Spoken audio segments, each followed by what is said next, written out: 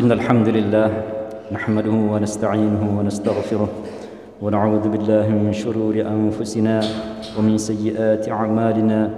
من يهده الله فلا مضل له ومن يضلل فلا هادي له، وأشهد أن لا إله إلا الله وحده لا شريك له، وأشهد أن محمدا عبده ورسوله صلى الله عليه وسلم. قال الله تعالى في كتابه الكريم: يا أيها الذين آمنوا اتقوا الله حق تقاته ولا تموتن إلا وأنتم مسلمون. وقال تعالى: يا أيها الذين آمنوا اتقوا الله وقولوا قولا سديدا يصلح لكم أعمالكم ويغفر لكم ذنوبكم ومن يطع الله ورسوله فقد فاز فوزا عظيما. أما بعد، فإن خير الحديث كتاب الله، وخير الهدي هدي محمد صلى الله عليه وسلم، وشر الأمور محدثاتها وكل محدثة بدعة وكل بدعة ضلالة. أوصيكم ونفسي بتقوى الله تعالى.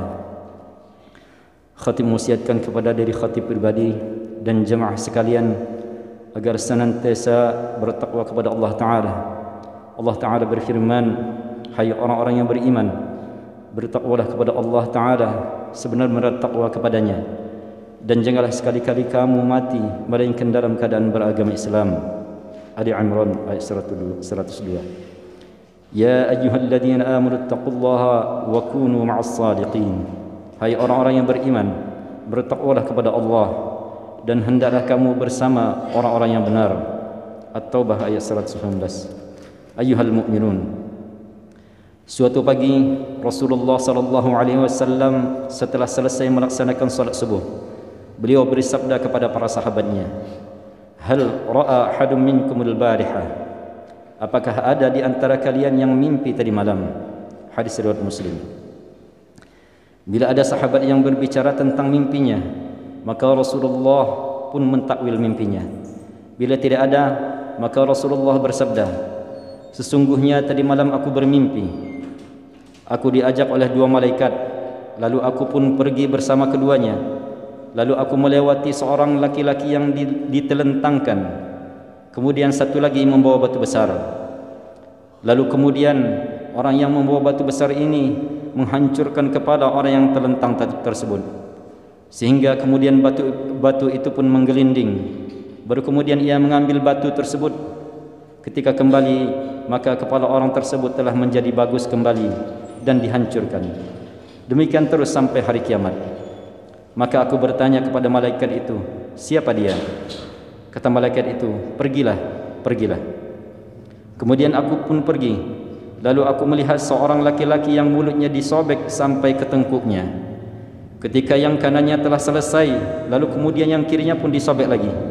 Mulutnya, matanya, demikian pula bagian wajahnya dicabik-cabik. Aku bertanya, siapa dia? Malaikat itu berkata, pergilah, pergilah.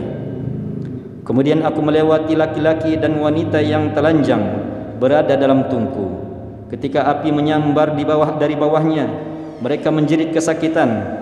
Mereka berusaha untuk keluar, namun mereka tidak mampu. Lalu aku bertanya, siapa mereka? Maka malaikat itu berkata, pergilah, pergilah. Kemudian kata Rasulullah sallallahu alaihi wasallam, aku melewati seorang laki-laki yang berada di pinggir sungai. Sementara sungai itu adalah sungai darah. Setiap kali orang yang berenang itu sampai ke tepian, maka lelaki yang berada di tepi itu kemudian membuka mulut orang yang berenang itu dan dimasukkan batu ke dalam mulutnya. Kemudian dia kembali berenang. Lalu aku bertanya, siapa dia? Kata malaikat, pergilah, pergilah. Dalam riwayat yang lain, Rasulullah sallallahu alaihi wasallam diajak ke sebuah bukit yang sangat terjal. Kemudian malaikat itu berkata, naiklah. Kata Rasulullah, aku tidak mampu. Malaikat itu berkata, kami akan membantumu. Lalu kemudian Rasulullah naik, dan ternyata kata Rasulullah, aku mendengar suara yang sangat mengerikan sekali, dan aku melihat orang yang digantung kakinya dan kepalanya di bawah, sementara mulutnya disobek berdarah-darah. Aku bertanya, siapa mereka? Kata malaikat, pergilah. Dalam satu riwayat Ibnu Khuzaimah, Rasulullah melewati wanita yang payudaranya dipatuk ular-ular yang beracun. dan aku bertanya, siapa dia? Kata malaikat, pergilah. Sehingga aku pun pergi. Lalu aku masuk ke sebuah taman, dan aku melihat di kebun tersebut ada seorang laki-laki yang sangat tinggi, yang hampir aku tidak bisa melihat kepalanya, dan di sekitarnya ada anak-anak kecil. Kemudian aku diajak ke sebuah kota yang sangat indah sekali, kata Rasulullah SAW, dan ternyata aku dapati di dalamnya adalah arwah kaum mukminin. Kemudian aku diajak lagi ke sebuah tempat yang lebih indah dari yang pertama, dan aku dapati di sana adalah arwah orang-orang yang mati syahid. Kemudian diperlihatkan kepadaku sebuah istana yang megah, lalu dikatakan kepadaku bahawa itu adalah tempatmu kelak. Lalu aku minta izin untuk memasukinya.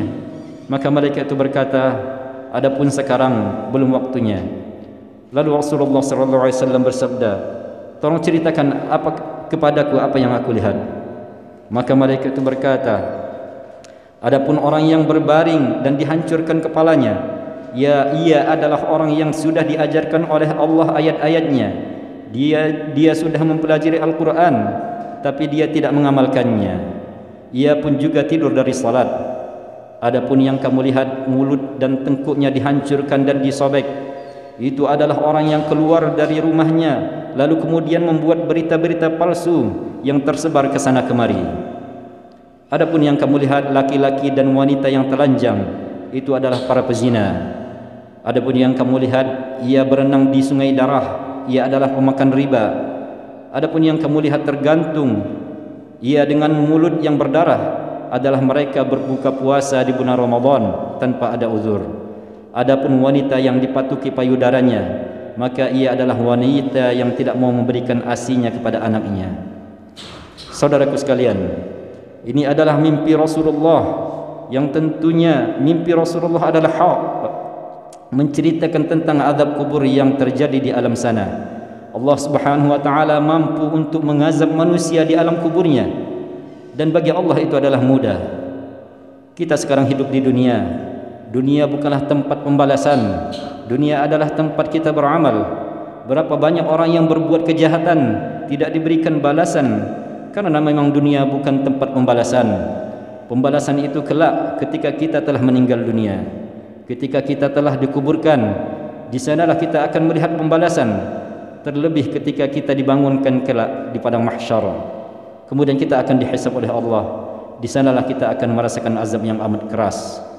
Maka ketika kita memikirkan tentang bagaimana kehidupan nanti setelah kematiannya, kalau kita sekarang memikirkan bagaimana nasib kita dunia ini, kalau kita sekarang memikirkan bagaimana nasib kita di dunia, kita ingin hidup enak, kita ingin tidur nikmat, maka akankah setelah di kuburan kita akan diberikan kenikmatan oleh Allah Subhanahu wa taala?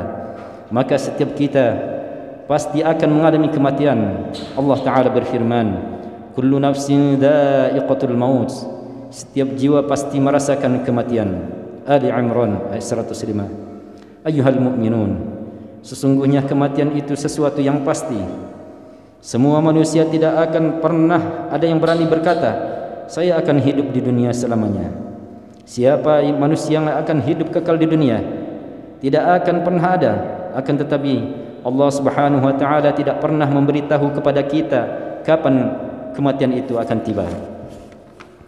Allah tidak pernah memberitahukan kepada kita berapa umur kita. Kenapa demikian? Yaitu agar kita senantiasa berada dalam persiapan, agar senantiasa terus berada di atas ketaatan.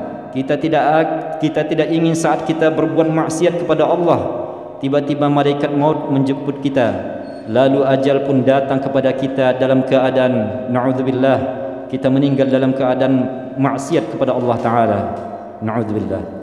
Umatul Islam, setiap mukmin pasti berharap agar ia wafat dalam keadaan husnul khatimah. Setiap mukmin pasti berharap agar ia wafat di atas ketaatan.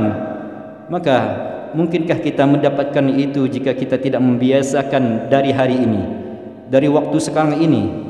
Ataukah kita akan tertipu oleh buayan-buayan, angan-angan? Kita berkata, nanti saya akan beramal, nanti saya akan bertaubat. Kapan nanti tersebut? Karena sesungguhnya ajal tidak pernah memberitahu kita.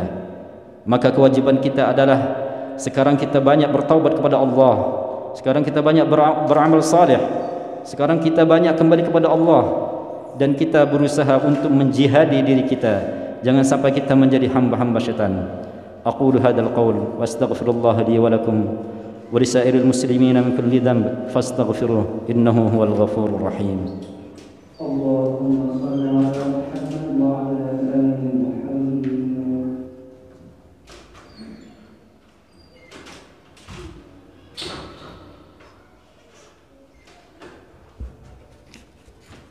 الحمد لله على إحسانه والشكر له على توفيقه وامتنانه وأشهد أن لا إله إلا الله تعظيما لشأنه وأشهد أن نبينا محمدا عبده ورسوله الداعي إلى رضوانه صلى الله عليه وعلى آله وصلى الله عليه وعلى آله وأصحابه وأعوانه وسلم تسليما كثيرا. أما بعد فاتقوا الله حق التقوى وراقبوه في السر والنجوى. أيها المؤمنون, setiap kita di kuburan akan ditanya oleh malaikat munkar nakir tentang 3 pertanyaan. Man rabbuk, siapa Rabbmu? Man nabiyyuk, siapa nabimu? Dan ma dinuk, apa agamamu? Saat itu yang akan menjawab adalah amalan kita waktu di dunia. Tidak bermanfaat ketika orang mentalqinkan di atas kuburannya, hai fulan, kalau kamu ditanya siapa Rabbmu, jawablah Tuhanku Allah. Percuma talqin seperti itu jika dia waktu hidupnya tidak pernah mengenal Allah, tidak pernah mengenal Rasulullah, tidak pernah mengenal agama Islam.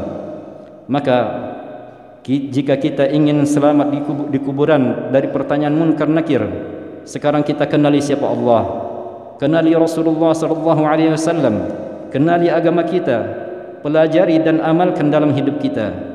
Dengan seperti itulah kita akan selamat. Demi Allah, kuburan adalah penentu kita di akhirat. Dalam hadis Ibnu Majah, Rasulullah sallallahu alaihi wasallam bersabda, "Innal qabra awwalu manazilil akhirah." Sungguhnya kuburan adalah tempat akhirat yang pertama kali. Fa in naja minhu fama ba'dahu aisar minhu. Siapa yang selamat di kuburannya, maka setelahnya lebih mudah bagi dia. Wa illam yanju minhu fama ba'dahu ashaddu minhu. Siapa yang tidak selamat di kuburnya, maka setelahnya lebih sulit bagi dia. Hadis riwayat Ibnu Majah. Maka wahai saudaraku, untuk inilah kita bersiap-siap, untuk hari itulah kita beramal saleh. Demi Allah, tidak ada penyesalan yang lebih besar dari seorang mayat. Tidak ada penyesalan yang lebih besar dari seorang mayat kecuali dia dahulu tidak pernah beramal saleh. Dia ingin kembali kepada kehidupan dunia untuk bisa bersedekah. Dia ingin kembali kepada kehidupan dunia untuk bisa salat, bisa zakat, bisa puasa, bisa haji.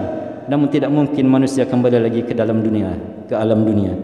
Maka sebelum penyesalan itu, sesali diri kita hari ini juga.